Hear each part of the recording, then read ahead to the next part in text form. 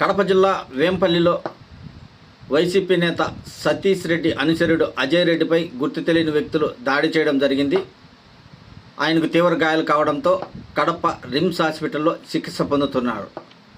మాజీ ముఖ్యమంత్రి వైసీపీ అధినేత వైఎస్ జగన్మోహన్ రెడ్డి రిమ్స్కి వెళ్లి అజయ్ రెడ్డిని పరామర్శించిన అనంతరం మీడియా సమావేశం నిర్వహించారు.